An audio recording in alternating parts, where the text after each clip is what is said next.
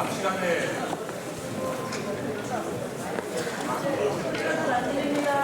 안 들립니까? 예, 제가 잘 마이크를 가까이 대겠습니다.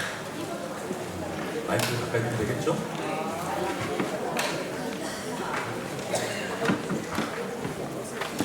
그냥 세상에서 제일 말 안 듣는 사람이 몇 사람이 있는데 그 중에 목사님들이 제일 말을 안 듣는다는 말이 있으니까 안 듣는다는 말이 있으니까 자 어서 오십시오. 좀 잠잠해지라 제가 강의하기가 좀 편한 것 같습니다. 큰 흐름으로 우리 개혁주의 생명시작이라는 전체 독 과목을 하는데요. 우리 앞에 계셨던 최단님 이경재 교수님께서는 7대 실천운동하고 저는 5대 솔라를 하고 있습니다. 개혁주의 생명시작은 크게 개혁주의라는 이 5대 솔라를 어떻게 삶의 현장 속에서 목회 현장 속에서 움직일 것이냐 운동에 관한 이야기입니다. 7대 실천운동 5대 솔라 저는 이제 5대 솔라를 합니다. 저하고 만나는 시간이 딱 7번입니다. 7번 중에서 예? 안 들립니까? 자리 앞에 많아요. 자리 앞에 많아요. 자, 크게 해보도록 노력하겠습니다. 걱정할 수 없는 것이 제가 뒤 가서 강의할 수도 있어요. 안 들리는 사람은 제가 끝까지 갑니다. 걱정하지 마시고 자, 얼쳐 만들어 주십시오. 다시 한번 말씀드리지만 여러분 진심으로 환영합니다. 어떤 어려운 걸음, 또 무거운 걸음, 또 월요일날 또 먼 곳에서 달려오는 거 쉽지 않은데 달려와 주신 우리 목사님들 다시 한번 환영합니다. 스스로 자화자찬 뜨거운 박수를 스스로에게 해주시면 고맙습니다.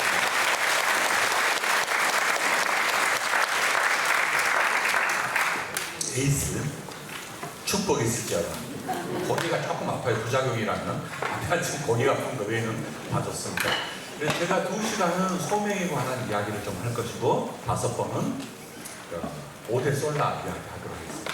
5가지 5대 솔라를 작동시키는 것이 저와 여러분의 신앙생활 뿐만 아니라 목회 현장 속에서 토대가 되는 거예요. 이 토대를 어떻게 구축하는가, 신학적 토대겠죠? 신학적 토대를 어떻게 구축할 것인가를 설명해 드리도록 하겠습니다. 그러기 전에 너무 나이브한 이야기지만 소명에 관한 이야기를 좀 해보고 싶습니다. 왜냐하면 다 저와 여러분이 목사님들이 어느 날 하나님의 부르심을 받고 손을 들고 내가 주님의 종이 되겠습니다 라고 아마 여러 가지 모양으로 결단을 하고 이 자리에 와 계실 겁니다. 물론 그 전에 성도로서의 부르심을 다 받았습니다. 성도로서의 부르심을 받고 성도 중에서 특별하게 이 목양의 일을 감당하도록 하나님께서 외로움, 소명을 주시고 우리를 불러주셨다는 말이죠. 여러분 언제 부르셨는지 모르겠어요. 저는 개인적으로 모태신앙으로 어렸을 때부터 잘 신앙생활하면서 자랐습니다. 중학교 때, 고등학교 때 입원 생활도 하고 고등학교 때 회장도 하고 이러면서 이제 신앙생활을 열심히 하다가 대학교 1학년 때 큰 삶의 좀 우여곡절을 거치면서 가을에 지금 이거보다 조금 더 늦게 한 10월, 11월 달쯤 대학교 저는 이제 82학번인데 열심히 이제 그 당시에 워낙 정세가 좋지 않은 상태고 매일 데모하는 상태이기 때문에 복잡한 상태에서 살다가 어디로 가야 될지 모르는 그 상황 속에서 목사님과 대화를 좀 나눴습니다. 담임 목사님 찾아갔어요. 용기를 내서 학교도 가지 않고 그래서 목사님하고 대화를 나누면서 한 서너 시간 대화를 나눴어요. 그리고 끝나고 난 다음에 높은 하늘을 바라보면서 하나님 나를 부르신다는 느낌이 나는 거예요. 그때가 10월 달이었어요. 10월 말. 대학교 1학년 때. 얼마나 감사한지 모릅니다. 빨리 불러주셔서 연세가 드셔서 부르신 분도 은혜 가운데 있어요. 연세 드시면서 부르신 분들은 다 삶의 우여곡절이 있더라고요. 누구라고 말하지 않겠어요?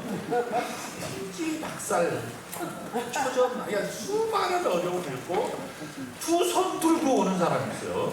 저같이 탁 하나님 펌 잡자마자 빨리 손 들고 지혜로운 사람. 저는 지혜로운 사람인데 그런 면에서 지혜롭습니다. 가봐야 죽을 것 같으니까 딱 대학교 1학년 손 들고 소명의 길을 찾아서 젊은 어렸을 때죠. 어렸을 때 이 길을 쭉 가서 대학생활하고 MDB 생활하고 안수받고 유학하고 돌아와서 이렇게 가르치고 가르치는 일까지 하게 됩니다. 저는 이제 처음에 목사가 되려고 했고, 목사로서 저는 이제 교수보다가 목사가 더 중요하겠죠? 목사면서 교수를 하는 거지, 교수면서 목사가 아니에요. 목사. 하나님 목사로서 부르는 것은, 여러분은 어떤지 모르겠습니다. 30대 부르시는 분 있을 것이고, 40대, 50대, 60대, 70대는 손 들지 마세요. 곧 은퇴를 하셔야 되기 때문에 70대는 없을 거라고 생각하고, 저희 교단은 75세까지 할 수 있습니다. 그렇죠? 정식적으로는 아마 75세까지 하는 것으로 제가 알고 있습니다. 그렇게 하면 이제 되겠죠. 그래서 30대에 부르심 받은 사람은 45년, 40대에 부르심 받는 35년, 이제 주어진 시간 안에서 열심히 사역을 잘 감당함으로써 여러분께서 사역의 일을 하시면 됩니다. 그래서 이제 부르심의 이야기를 같이 좀 PPT 부탁드립니다. PPT. 부르심의 이야기를 같이 나눠보도록 하겠습니다. 저 이야기 했어요. 저는 이제 저희 학교 와서 2001년에 왔는데, 저는 개인적으로 실천신학을 전공하고 있습니다. 실천신학 와서 뭐 예배, 설교, 목회 이런 이야기를 하고, 또 개혁주생명신학도 제가 일부 가르치면서 오랫동안 24년 정도 가르치고 있습니다. 저도 은퇴가 얼마 안 남았습니다. 수견해 주시는데 은퇴가 안 남았다니까 있을 때는 가보도록 하겠습니다. 자, 목회자의 소명 이야기입니다. 자, 개혁주생명신학이라는 이야기 해야 되겠죠? 교회를 살리지 못하는 화석같은 신학에 대한 반성, 교회를 살리는 개혁주생명신학, 예수생명 실천운동에 대한 목회 진단, 이걸 하면서 소명의 이야기를 해보도록 했습니다. 소명부터 시작해서, 소명을 이룬다고 해서 하나님으로부터 부르심을 받는다고 해서 축일이랑 룰루랄라 하냐, 그런 사람 아무도 없잖아요. 목사님도 아마 경험할 것입니다. 삶 속에서 풍지 막사 목회하면서 얼마나 어렵습니까? 또 제일 무서운 사람이 어디에 있어요? 내부에 있습니다. 내부에. 우리 장로님들이 제일 무서워요. 장로님들이 제일 무섭고, 근데 더 무서운 분은 또 지가 안에 끼는데, 이거 접어두고, 장로님들이 제일 무서워요. 늘 그 내용 갖고 싸우는 것이 아니라 형식 갖고 싸우고, 감정 갖고 싸우고. 그러면 이제 교회가 되게 이제 어려움을 당하는 경우들이 많아요. 그 이야기들을 쭉 한번 이야기를 하면서 어떻게든지 소명을 끝까지 우리가 잘 이룰 수 있겠는가, 그런 이야기까지 한번 나누고 난 다음에 한 2주간 가야 될 것 같아요. 2주간 한 다음에 본격적으로 개혁주의 생명신학 5대 소사를 이야기해 보도록 하겠습니다.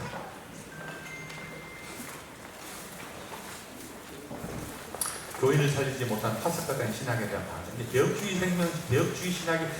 생명신학이 뭐냐? 첫 번째 완성이 교회를 어떻게 하면 살릴 수 있을까? 어떻게 하면 교회를 살릴 수 있을까? 영혼을 살릴 수 있을까에 대한 몸부림이죠. 왜냐하면 우리의 신학이 교회를 살리지 못하고 영혼을 살리지 못하고 화석화되어 버렸다, 굳어져 버렸다. 이것에 대한 반성이 개혁주의 생명신학입니다. 그 이야기는 천천히 옆으로 가겠어요. 개혁주의 신학이란 16세기 신학을 말합니다. 전통주의, 개혁주의 신학이란 16세기 종교개혁자들이 우리에게 전수해 준 신학을 속에는 개혁주의랍니다. 저희 학교는, 우리 교단은 개혁주의를 신학적 배경으로 갖고 있습니다. 이성 중심의 사변 신학으로 전락한 전통과 도리 중심의 신학을 치우쳐버렸습니다. 16세기 종교개혁자들이 그렇게 교회를 살리자, 영혼을 살리자 하고 몸부림치면서 살려놓던 이 신학이 17세기 계몽주의로 가면서 18세기, 19세기 이성주의로, 낭만주의로 가면서 시대적 풍토 속에서 개혁주의가 많이 현장에서 멀어진 신학으로 불행하기도 노선에서 이탈해버립니다. 이 신학은 한편으로는 전통이라는 틀을 다 갖고 있고, 한편으로는 교리라는 것을 필요 딱 가지면서 확 화석화시켜버렸습니다. 우리의 신학, 개혁주의. 개혁주의란 말 자체는 리폼드, 샘퍼, 항상 교회를 개혁해야 되고 삶을 개혁해야 되는데 딱 16세기에 갇혀져 버린 거예요. 그래서 17세기, 18세기, 19세기를 반성하지 못하고 굳어져 버리는 모습으로 전락돼 버립니다. 그러면서 나타나는 현상이 뭐냐면 교회 성장이 정체돼 버리고 태워져 버리고 내면의 세계, 영적 세계는 소위 말하면 생명력이 상실되어 버렸습니다. 그리고 성교적 사명을 잘 감당해야 되는데 교회가 그 일을 감당하지 못하는 것으로 나타나 버렸습니다. 그 원인은 놀라운 개혁주의가 화석화됨으로써 교회 현장에 나타난 현상들이 이런 모습들입니다. 교회의 정체성에 대한 퇴보, 생명력에 대한 상실, 교회 사명에 대한 감당하지 못한 모습으로 전락해 버렸습니다. 그래서 개혁주의가 화석화돼 버렸다는 말이겠죠. 이 화석화돼 버린 신앙을 반석하면서 어떤 일이 벌어지냐면 이 화석화된 것을 다시 생명으로 불어넣자, 다시 한번 예수 생명으로 불어넣자가 개혁주의 생명신학입니다.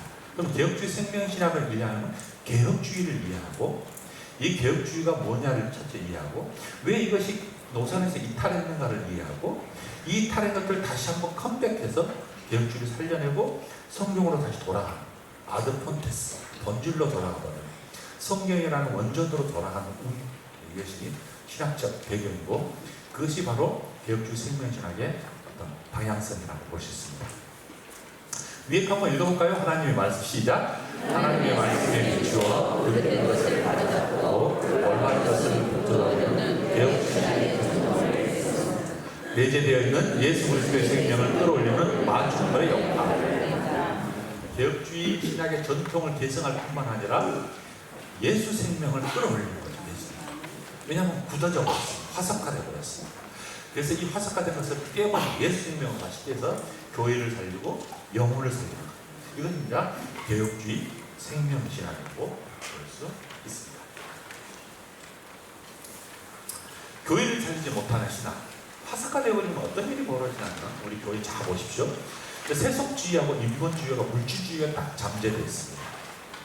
교회가 예수 생명으로 가득 차야 되는데 교회가 세상과 비슷해 버립니다. 또 우리는 신본주의인데 사람이 그 왕자에 차지해버린다. 그리고 물질이면 모든 것이 다 해결될까는 물질 만능주의가 우리 교회 안에 팽배해 있습니다.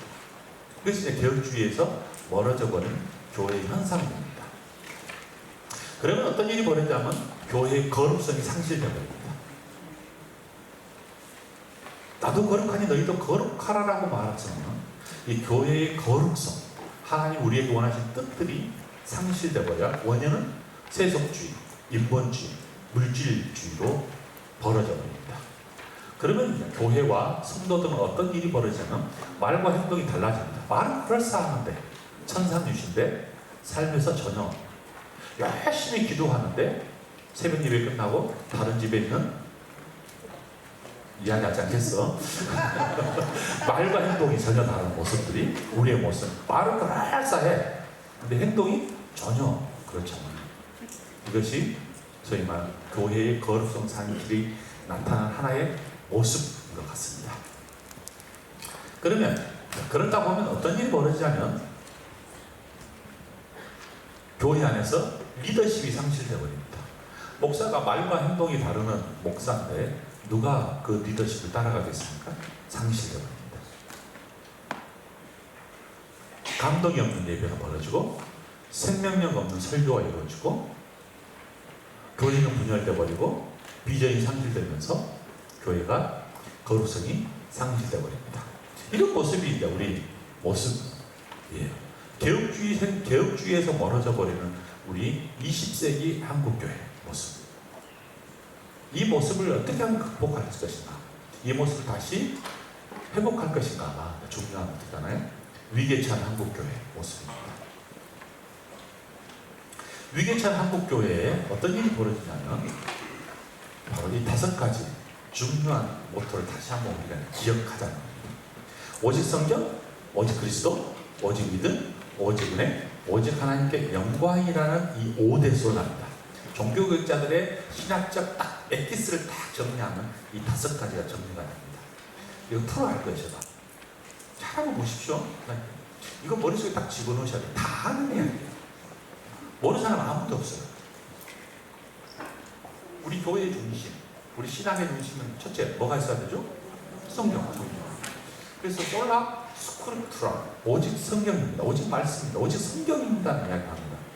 왜냐하면 16세기에 왜 이야기를 하게 되냐면 적어도 1000년 동안 1000년의 역사 속에서 5세기부터 시작해서 15세기까지 성경이 읽혀지지 않은 거예요. 성경이 교회 안에서 해석되지 않은 거예요. 성도들이 성경을 읽을 수가 없어요. 여러분 생각해 보세요. 뭐를 다 갖고 있었어요? 그 당시에? 두루마기 성경. 지금 우리처럼 이런 성경이 없었어요. 여러분. 엄청나게 비쌌겠죠? 어떻게 들고 다녀요 이거를 다? 결국 교회에 가서 그냥 하는 이야기를 들을 수밖에 없는데 교회에서도 안 해주는 거예요. 그러니까 성경이 다 감춰져 버린 거예요. 1000년 동안 성경이 없는 시대를 살아간 거예요. 그러니 나타난 현상이 뭐예요? 교회가 당연히 무너지겠죠. 생명력이 상실됐겠죠. 사람의 그 주인공을 차지하게 인본주의. 이 모습이 이제 1000년의 역사에 아주 유구하게 흘러갑니다. 여기서 브레이크를 던져버린 거예요. 아니다. 성경이 답이다. 성경으로 돌아가야 된다. 그래서 성경을 자국어로 번역하고 성경을 값비싼 성경을 값싼 성경으로 어떻게 하면 만들 것인가. 근데 15세기에 놀라운 과학적 문명이 발달한 하나의 계기가 있었어요. 그게 인쇄술이에요.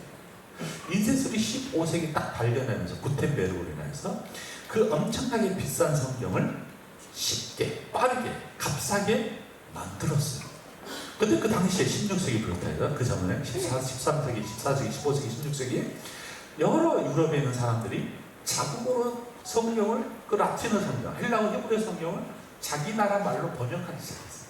그러면 이제 문명인들, 라틴어를 모르는 사람, 히브리 헬라어를 모르는 사람들도 성경을 읽게 되겠죠. 자기 나라 말이니까. 그래서 16세기 종교개혁에 불이 붙어버린 거예요. 왜? 성경을 읽게 되고 성경을 소유하게 되고 성경을 듣게 되니까 이것이 사람의 영혼을 살려버리는 거예요. 이게 교회예요, 교회. 그래서 성경 말씀이 좀 전파되게 해주십시오. 성경을 해석해 주십시오. 성경의 생명을 살립니다. 말씀의 생명을 살립니다. 라고 하는 것이 종교개혁자들의 외침이고 지금 여전히 유효하기 때문에 우리도 그렇게 해야 되는 거죠. 첫 번째, 솔라스크립트. 오직 성경입니다. 16세기 외침입니다. 성경을 자세히 읽어봤더니 그 속에 누구의 이야기예요? 예수님의 이야기입니다. 예수님을 만나게 됩니다. 교황을 만나게 되고 성자를 만나게 된 것과는 다르게 직접 성경을 읽고 해석한 것을 들었더니 그 안에 누가 있냐? 예수님이 메시아, 그리스도. 예수가 그리스도래 라는 이야기가 확 스토리로 먼저 쭉 일맥상통하게 오실 메시아, 오신 메시아, 오실 메시아, 그리스도 구원자의 이야기가 쫙 성경에서 펼쳐지니까 그를 만나게 됩니다. 그를 만나는 순간 우리가 뭐 하게 돼요? 그로 인하여서 솔라피데, 믿게 되는 그를 만났으니 믿게 될 수밖에 없겠죠. 그래서 세 번째가 솔라피데, 오직 믿음입니다. 다른 분을 누구를 믿어요 우리가? 예수 그리스도. 예수 그리스도가 나의 구세주라는 사실을 믿게 되는 거예요. 여러분, 예수님이 내 인생의 주인이고 구세주라고 생각한다고 해서 전체가 우리가 룰루랄라해요? 우리 목회가 평안합니까? 아니에요.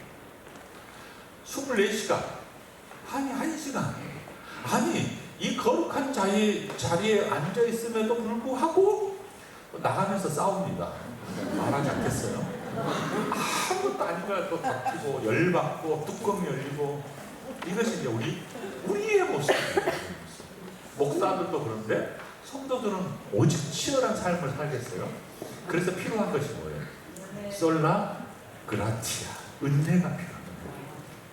예, 모든 믿는 사람들에게는 반드시 하나님의 은혜를 구하고 은혜의 통로를 우리에게 허락해 주셨어요. 여러분, 조직신학에 보면 은혜의 통로, 은혜의 수단이 나옵니다.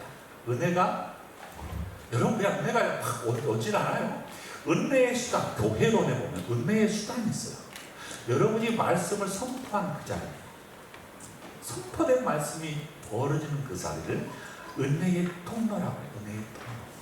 여러분이 설교할 때 은혜가 그 설교 말씀 중에서 누구에게 흘러? 성도들입니다. 근데 우리가 얼마나 중요한 일을 하고 있는지 모르는 거예요.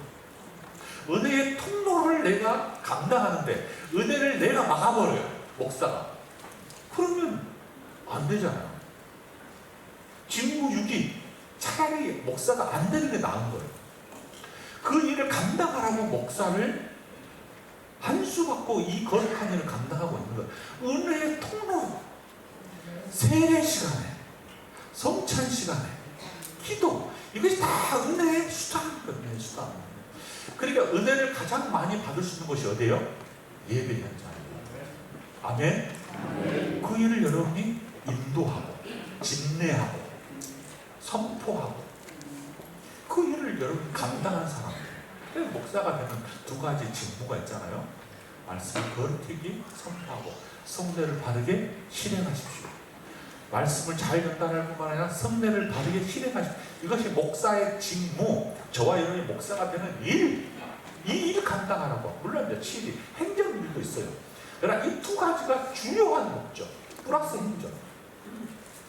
이 일을 하라고 목사로 우리를 확 하나님이 불러주셨어요.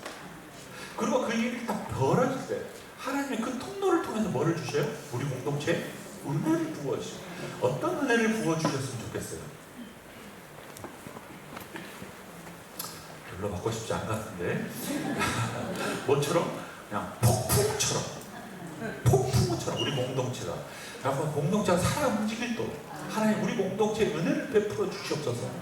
막 생명력이 살아나고 영혼이 막 뒤집어지고 잘 되던가요?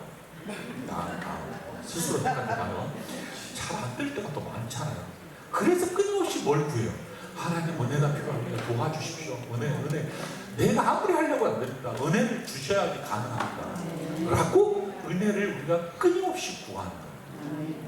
그래서 은혜를 받은 사람은 어떤 일을 하게 되냐면 삶의 목적, 목표가 명료해져요. 그것이 바로 솔리데오 글로리아. 하나님께 영광된 삶을 사는 거예요. 그것이 우리의 신앙의 기초, 신앙의 기초. 저와 여러분이 목회하는 데의 기초, 이 기초 작업을 하는 거예요. 이 일을 하라고 하나님 우리를 부르셨어요. 거룩한 일을 여러분께서 담당하고 있는 거예요. 근데 하나님의 부르심도 알지 못하고 인식하지 못하고 자각하지 못한다면 이 일을 감당하기에는 너무 버겁습니다. 너무 고통스럽습니다. 아침에도 우리 석박사 과정에서 대화를 나누는데 제일 힘든 것이 뭐예요? 어떤 젊은 목사가 그러더라고. 새벽 예배요. 새벽 예배가 없으면 목회를 하겠대. 야, 니는 아직 담임 목사한테 자격이 없다 그랬어. 담임 목사는 그냥 아무 생각 없이 일어나야 되고 주께서 부르신 소리를 들어야 돼. 난 젊은 친구라 아직 힘든가 봐요. 자, 5가지 쫙 끌고 오셔야 돼요. 이 5가지가 하나님의 말씀, 성령의 역사를 통해서 벌어지는 거예요. 이것이 이제 우리가 앞으로 목회하는 예수님의 생명이에요. 그러니까 개혁주의 생명. 이는 이제 설자 목사님께서 신앙은 학문이 아닙니다라고 2002년에 놀라운 선포를 여러분이 한번 숙제로 이 교과서를 씁니까? 다 나눠드렸어요. 열심히. 없으면 저한테 이야기하시면 제가 드리도록 하겠습니다. 저희 실천원에 가면 책이 있기 때문에 설자 목사님 다 드려가고 말씀했기 때문에 혹시 소유하지 않은 사람은 우리 부원장님한테 말하든지 그렇게 하면 됩니다. 예수 그리스도의 영으로 세상과 교회를 살리는 시다. 신학교는 생명에 있는 목회자와 신학자 양성, 성령님의 주체가 되는 시다들이 저희 말하는 개혁주의 생명신학이라고 볼 수 있습니다.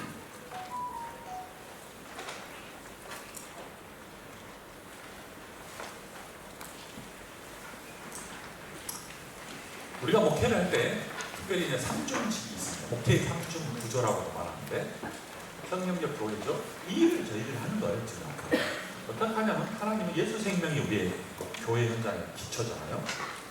근데 무슨 일이냐면 부르심의 사역을 합니다. 하나님이 우리를 불러주시고 우리 교회 성도들을 불러주시죠. 예배로 부르시고 설교로 부르십니다. 여러분 이제 우리 어렸을 때 생각나십니까? 목사님들 시골에 보면 타종을 칩니다. 11시에 뵈면 한 15분 전에 우리 전사님이시든지 뭐 장로님이시든지 반인목사님이시든지 막 종을 쳐요. 이 종을 치는 이유가 뭐예요? 오라 오라 빨리 오라 부르시는 거예요. 부르심. 서울에는 이런 소리가 거의 듣기가 어려운데 제가 이제 독일에서 유학생활했는데 거기도 15분 전에 되면 동네에서 타종 소리가 지금도 여전히 울립니다. 그 소리가 되게 아름다워요. 우리를 부르시는 거예요. 뭐하러? 예배하러 오십시오. 말씀 들으러 오십시오. 부름의 사역을 여러분이 감당하는 거예요. 두 번째 부름의 사역을 감당한 다음에 뭐 하냐면 세움의 사역입니다. 이 사람들을 불러서 세워야 될 거 아니에요. 양육해야 된단 말이죠. 양육하기 위해서 뭐가 필요하면 제자 훈련하셔야 돼요. 속으로 운동하셔야 돼요. 양육하셔야 돼요. 어린아이들 양육하고 주일학교 아니면 성인 교육을 시켜서 속으로 운동들을 통하여서 이 사람들이 예수 제자 만드는 거죠. 그러니까 부르셔서 말씀 듣고 예배 드리면서 속으로 모여서 이 사람들을 양육해 나가는 거예요. 가르치는 사역을 하는 거예요. 가르쳐서 결국은 뭐 하냐면 파송하려고 하는 거죠. 보냄 사역입니다. 부름 사역, 세움 사역, 보냄 사역, 구제하고, 봉사하고, 선교하고, 보내는 거죠. 이 일이 이제 교회가 하는 일이 3중 스트럭처 구조입니다. 세워서, 불러서, 세우고, 보내고, 끊임없이 다시 부르고, 세우고, 보내고, 이 일을 저와 여러분이 하기 위해서 소명을 받은 다음에 이 일을 하려고 합니다. 그런데 예수 생명이 있어야 되는데 무슨 일이 벌어진다면 비성경적인 여러 가지 프로그램들이 우리도 모르게 딱 교회에 잠식해버렸어요. 상업주의, 신비주의, 권위주의, 엔터테인먼트 뭐 이런 것들이 다 이제 교회 안에 살며시 들어와 버렸어요. 교회를 경쟁시켜버려요. 그렇죠? 신비주의가 많은 데 있고 신사도주의를 그렇게 해서 넘어져야 되고 이빨이 막 변해야 되고 모르겠어요.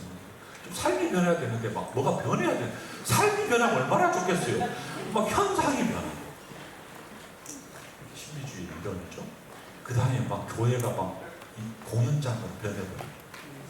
이렇게 하면서 이 본격적인 예수 생명이 사라지면서 흔들려버려요. 다시 하고 싶어요? 못 봤으면 이거 봐야 돼.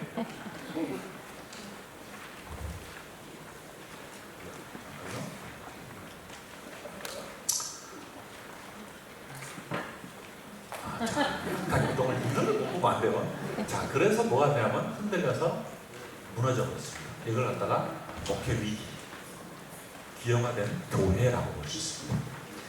자, 그럼 이러한 교회의 현상을 저와 여러분의 모습을 다 봅니다. 어쨌든 크든지 작든지 아니면 우리의 모습들이 많이 보여주죠. 이런 것들을, 이 위기를 누가, how, 어떻게, 이 위기를 어떻게, 누가, 어떻게 극복할 수 있는가가 저희들의 숙제라고 볼 수 있습니다. 이 어떻게 보다 누가는 결국 목회자가 그 위기를 극복하는 가장 천명에 가장 앞서 있습니다. 그러면 그 목회자는 누구냐면 바로 소명을 받는 사람이다. 보케이션이죠. 부르심. 불렀다는 거죠. 부르다, 소집하다, 보카레에서 나온 동사입니다. 불렀어요. 하나님의 백성으로 불렀어요. 처음에 다 성도로 불렀죠. 누구누구 이름으로 부르다, 카레오, 그렇죠? 부르다. 바울 서신에서는 부르다, 소집하다, 초청하다라는 말이 있어요. 같이 한번 읽을까요? 시작.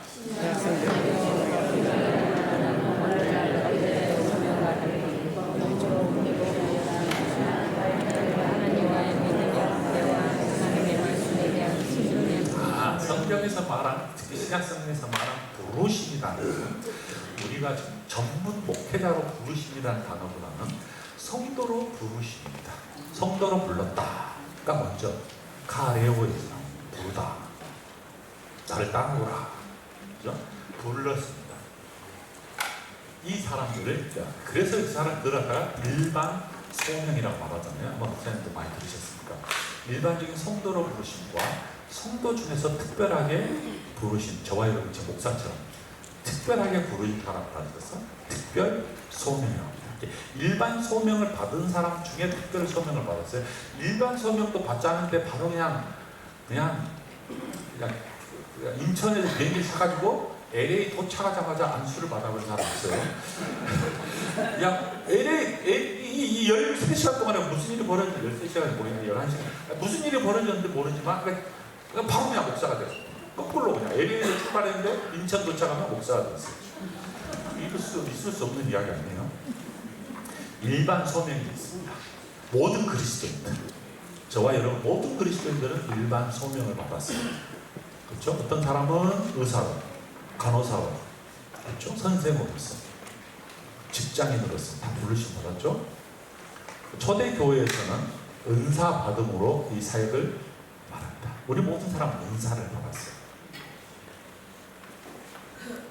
같이 한번 읽을까요? 시작. 그가 어떤 사람은 사도로, 어떤 사람은 선지자로, 어떤 사람은 온전한 자로, 어떤 사람은 목사와 이는 성도를 온전하게 은사에 대하여 그리스도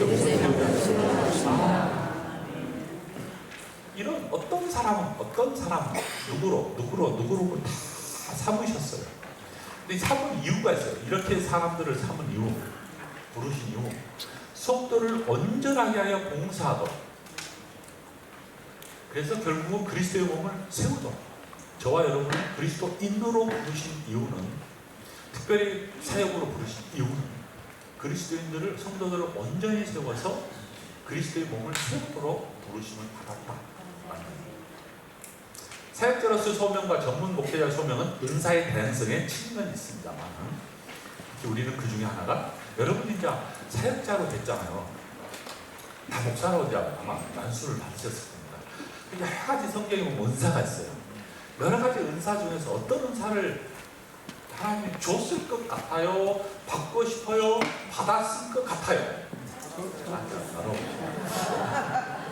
어떤 은사를 하나님께서 딱 너는 목사야, 너는 안수를 받는 순간 하나님 여러분에게 무엇을 줬을 것 같아요? 사역자로 딱 헌신하는 순간 여러분이 무엇을 받았어요? 하나님 받이 줬어요. 여러 은사 중에서. 말을 안 하는 은사. 말을 안 해버려. 우리 가르치는 은사를 받았겠죠. 여러분, 만약에 우리가 가르치는 은사를 안 받았다면 나도 고통, 성도도 고통, 다 고통이에요. 은사도 안 받았는데 하나님이 목회자로 가르치는 사람으로 세웠는데 그 은사를 안 받았어. 그 선물을 안 받았어. 그러면요, 여러분 의심해 보셔야 돼요. 의심해 보세요. 아, 내가 소명을 안 받았구나. 목사로서. 왜 그래요? 하나님이 무슨 여러분과 저를 원수 삼으려고 선물도 주지 않으면서 고통의 자리로 여러분을 초대했어요. 반드시 목사로 나에게 사역자가 되기로 딱 헌신하는 순간 하나님은 즉각적으로 선물 주십니다. 카리스마, 은사라고 하잖아요. 무슨 은사를 주시냐면 가르치는 은사를 주십니다. 근데 처음부터 가르치는 은사를 내가 받았지만 이것을 잘 활용하기는 쉽지 않아요. 그래서 뭘 해요? 그래서 신학교를 다니는 거예요. 어떤 사람은 4년, 어떤 사람은 MT까지 7년, 12주, 어떤 사람은 석사, 박사까지. 왜? 이 일을 잘 감당하려고, 긴 기간을 감당하려고 여러분이 뭐예요? 훈련받는 거예요. 훈련. 잘 감당하려고. 훈련받는데 그냥 훈련받는 게 아니라 뭐야? 내 주머니에서 돈을 내가지고 값을 지불해가면서도 여러분이 등록금 내가면서 배우거든요.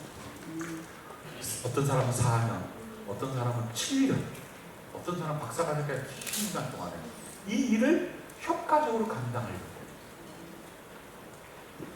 그걸 갖다 뭐냐면 은사 개발. 하나님, 내가 하나님 주신 선물이 있는데요, 이 선물을 한 달란트 받은 사람 매장시키는 것이 아니라 이것을 잘 개발시켜가지고 정말 효과적으로 사용할 수 있도록 내가 하겠습니다. 그러니까 내가 잘 몰라요. 배우겠습니다. 어디 갈까요? 각자 있죠? 또 안 되겠어. 아, 목사지만 안 되겠어. 예! 백석대학교. 맞아. 이것이 끌려온 사람도 있을 수 있어요. 아니면 손잡고 온 사람도 있어요. 가자 꼬셔가지고 넘겨서 온 사람도 있어요. 그런데 여러분, 이 일련의 과정이에요, 과정. 여기서 마치면 또 안 돼. 우리 아까 부원장님 말씀하셨죠. 실전신학 대학원으로가 확 또 옮기면 얼마나 좋을까. 여러 사람이 좋지만 그 중에 제가 더 좋을 수 있어요. 저도 좋아요. 그래서 이제 내가 시간 되면 여러분들에게 졸업반 할 사람들에게 전화를 다 하려고 해요. 꼬시는 거죠. 전도. 오소서. 실천신학대학원에 있어서 좋은 기술을 말해요. 우리가 딱 20명을 뽑습니다. 그리고 PHM을 줘요. 석사를 정식적으로 줍니다. 농교부에서. 우리는 이제 지금 이제 아타 과정은 총회에서 주는 거고, 이 과정을 잘 마치고 여러분이 이제 점프를 하시면 PH 학위를 줍니다. 관심 있는 사람 3사람 정도 보이는데 20명이 될 때까지 매주 반복하면서 전도를 확실하게 해버리겠습니다. 그렇게 그러면 이제 좋은 동료도 또 과정을 갖겠죠. 자, 어쨌든 뭐 하기 위해서 개발, 하나님 주신 선물을 잘 개발해서 잘 전달하고 내 직무를 잘 감당하기 위해서 하는 거예요. 저는 그냥 설교가 되던가요? 안 돼요. 그냥 성례를 실행할 수 있어요? 안 돼요. 배우셔야 돼요. 성경을 해석할 수 있는 방법 배우셔야 돼요. 신약 배우시고, 구약 배우시고, 전신학 배우시고, 교리 배우셔야 돼요. 역사신학 관점 배우셔야 돼요. 실제신학 안목 넓히셔야 돼요. 교회 현장에서 얼마나 많은 일이 벌어집니까, 여러분. 사무엘상 18장에 보면 16장부터 시작해서 다윗이 등장을 합니다. 16장에 가면 아무리 봐도 이제 이 사울이 약간 불안해. 사무엘이 이대를 찾기 위해서 많이 동분수조합니다. 이새의 아들 중에 제 막내를 기름 부어줍니다. 모든 사람은 아니라고 말하는데 하나님이 사무엘을 움직여서 외모 보지 마, 마음 봐, 마음, 중심 봐. 그래가지고 그에게 기름을 부어줍니다. 여러분, 그러면 이제 룰루랄라 바로 기름 부었으니까 왕이 돼요? 안 돼요. 엄청난 시련을 겪습니다. 그 중에 하나가 17장에 가면 이 어린 이 사무엘이, 어린 다윗이 막 놀라운 일을 벌였죠. 뭐가 던져버리니까 죽어버려. 그냥 던져버리니까 죽음을 타니까 막 악령도 나가버려. 놀라운 일이 막 벌어지는 거예요. 뭐 환장하는 거예요. 이제 뭐 하는 다 막 기적이야. 기적. 이 정도 되면 얼마나 좋겠어요. 좀 평안하면 좋잖아요. 그러니까 18장 엄청난 위기가 옵니다. 쫙 승전가를 하면서 이 군대가 다시 이제 이스라엘 블레셋에 나와서 이겼잖아요. 오는데 그냥 수많은 여인들이, 수많은 백성들이 막 화보를 지는 거예요. 너무 전쟁에서 승리해가지고 오니까 승리의 승전보를 갖고 오니까 얼마나 좋았겠어요. 근데 이 사람들이 외치는 소리가 있어요.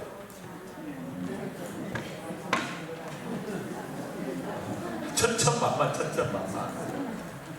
사울이 죽인 사람은 천천히요, 다윗이 죽인 사람은 만만히. 이상한 소리를 해버린 거예요. 기쁘다는 거죠. 잘 싸웠다는 말이죠. 이렇게 좋은 관계 속에서 있는 사람의 마음이 참 묘한 것 같아요. 누구에게 이 말을 들으니까 누가 불편해. 누가 불편해요? 사울이 이 말을 듣는 순간 마음이 너무 불편해 보일 거예요. 여기서부터 시작이에요. 어떻게 시작된지 잘 보세요. 여기서부터 묘한 감정이 들기 시작해요.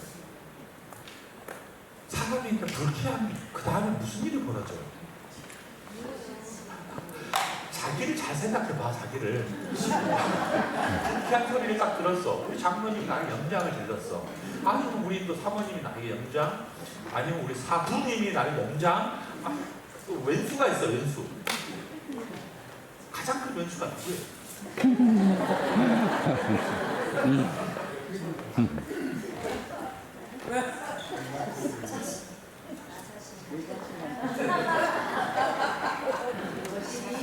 PC방에 집안의 자신은 왼수가 아니야. 사실 현상 왼수는 이 남편 그리고 자식을 갖다가 원수라고 하잖아요. 왼수. 원수와 왼수가 다 있잖아요. 집안에 있어요. 집안. 바깥에 있잖아요. 근데 묘해요. 하나님 원수를 사랑을 해요. 우리가 남편을 사랑하고 아내를 사랑하고 아이를 사랑할 수밖에 없는 거예요. 그냥 원수는 저 김정은이가 원수가 아니에요. 그냥 저기 멀리는 친구 나와 상관이 없어요. 그냥 원수는 어디에 있어? 여기에 있어요. 이게. 그리고 또 학교부터 원수가 또 갑자기 변해가지고 내 앞에 또 앉아있어. 교회 가면 또 원수가 내 옆에 앉아있어. 이쪽으로 분명히 피해를 따라와. 원수가 또 접착제가 돼가지고 나를 막 스토킹합니다. 피하면 피할 수 따라와요. 이 사울이 불쾌한 마음으로부터 사람이 시작하겠어. 불쾌하다. 사람의 불쾌함은 뭐냐면 노를 바랍니다. 불쾌해서 노가 뻔해요. 바래요. 여러분 화나면 이제 어디로 갑니까? 여러분? 어떤 사람 교회로 갔다 그러더라고요. 이 정도면 되게 양반이죠. 어떤 사람 산으로 가버린대요. 그것도 양반이에요. 대부분 노를 바랄 때는 집에서 노를 바랍니다. 당에서 두드러 맞아놓고 와가지고 불필을 해버려. 집에 와서. 그러면 집에 와서 어떻게 합니까? 막 떨면서 고함을 질러요. 똑같아요. 사고 집 안에서 소리내며 고함을 칩니다. 열받았다는 거예요. 뚜껑이 열렸다는 거예요. 왜냐하면 어린 아이에게 대놓고 말하기 너무 많은데 이 속에 신열의 갈등이 막 폭발해버리니까 불쾌함이 막 상상의 날개를 펼쳐가지고 노해버려요. 노하니까 막 집에서 그냥 막 견딜 수가 없는 거예요. 생각하면 생각할수록 막 불안해. 왜? 죄가 다 죽일 것 같아요. 말도 안 되는 상상력을 발현돼요. 이게 일어나지 않는 염려까지 일어나면서 막 여러분들 이런 다음에 나타나는 현상이 있어요. 딱 앞에 보니까 얘가 수국을 치고 있는 거예요. 도망갔어야 되는데 재수 우빨이 없으니까 딱 화가 났는데 다 앞에 있는 거예요. 그럼 어떤 일이 벌어져요? 주변을 살펴요. 뭐가 있겠어요? 창을 들하고 던져버려요. 뭐예요? 무슨 행동으로 나타나요. 처음에 분함으로 시작. 노를 바라고 견디지 않는 격분이 일어나면서 그를 바라면서 그냥 죽여버리고 싶은 마음. 이게 질투가 얼마나 무서운지를 알 수 있어요. 창을 몇 번? 몇 번? 아니 다윗인데 다 피해버려. 그냥 삭삭삭. 삭삭 다 피해버려. 그게 얼마나 열받아. 분노를 발해버려. 그 다음에 나타나는 게 있는데 죽이려고 안 죽으니까 그를 주목합니다. 사람이 제일 무서운 거예요. 한 번 악연이 있으면 그 사람이 그냥 미워하게 주목하다는 건 미워하면서 어떻게 저 사람이 행동하냐 위험 인물이 되는 거야. 나한테 적수가 만난 거예요. 계속 주목 무서운 겁니다. 여러분. 주목. 그러면 과도한 상상력을 막 펼쳐버려요. 그리고 나타나는 어떤 일이냐면 다윗이 두려워보니까 두려워졌다. 자기보다 한참 어리고 말도 안 되고 권력이라는 건 아무것도 없고 나이도 안 되고 뭣도 권력도 없고 없는데 그 친구가 두려워집니다. 두려워질 수 있는 것이 뭐냐면 하나님과 함께하는 모습을 보니까 두려워집니다. 하나님이 없는 사람은 두려운 사람. 하나님 있는 사람은 두려움이 없어요. 그리고 그가 하는 행동은 뭐냐, 뭐라고 하냐, 성경에는 하나님과 함께 지혜로운 자. 이게 지혜가 어디서 와요? 하나님과 함께. 그러니까 왕이라도 두렵지 않은 거예요. 근데 왕이 두려운 거예요. 왜? 너무 내공이 깊어. 삶이 흔들리지가 않아. 죽이려고 해도 여동치지가 않아. 아주 의젓해. 그러니까 사람이 그러고 나면 열이 한참 갔다가 뭐예요? 그 사람이 두려워져 버려요. 무서워요. 무서워. 가까이 가기가. 왜? 너무 지혜로우니까. 자기를 보잖아요. 자기의 무능력한 거, 자기의 찌질한 모습을 보니까 두려워질 수밖에 없어요. 그렇게 사람의 모습이 변하는 거예요. 그게 18장 사건. 우리가 목회하면서 이런 심리적 변화를 자주 경험합니다. 그러니까 이 함정에 빠지지 않으면 뭐냐면 앞에 끊임없이 부르심을 여러분 기억하세요. 부르심. 하나님이 나를 왜 부르셨는가? 그리고 이곳에 이 부르셔서 뭐 하도록? 적어도 이 악타 가정에 어떤 사람은 1년, 어떤 사람은 2년, 또 2년도 안 하고 또 숙성하려고 하는 사람도 있어요. 이것도 숙성관이 또 어떻게든지 숙성하려고 하는 1년, 아니 모르겠어요. 알았어요. 알았어요. 과정은 학사 자격증인 사람은 여기 실전 인력을 올라오고 싶고 아니 여러분이 과정 뭐 하려고? 부르심을 잘 감당하려고. 어디 갔어? 사라져버렸을까?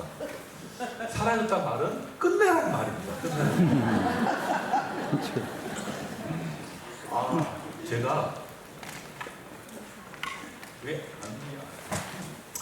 여기까지 합시다. 그렇죠? 59분입니다. 저는 그냥 끝은 정확합니다. 자, 사랑하는 여러분, 여기까지 하고 이거를 다음 주도 갖고 오셔야 됩니다. 예. 두 번까지 다 다음 주는 제가 잔소리 많이 빼고 엑기스만 하고 말겠습니다. 근데 참 남는 것은 야사만 남는다는 얘기. 오케이. 이렇게 재밌었습니까? 네. 다음 주도 잘 준비해서 여러분께 좋은 시간 갖도록 하겠습니다. 자, 기도하겠습니다. 신실하신 아버지 하나님 감사합니다. 오늘날 내 인생의 길에서 주님께서 부르셔서 너는 내 것이라고 부르시고 이것도 감사한데 이 일 감당하고 내일 감당하고 그 목사로 사역자로 부르신 것 감사합니다. 잘 감당할 수 있도록 은혜 위에 은혜를 더하여 주시옵소서. 아멘. 배우는 가정 속에 싸우니 건강 주시고 지혜를 더하여 주시옵소서. 아멘. 감사하며 예수님의 이름으로 기도합니다. 아멘. 감사합니다. 네,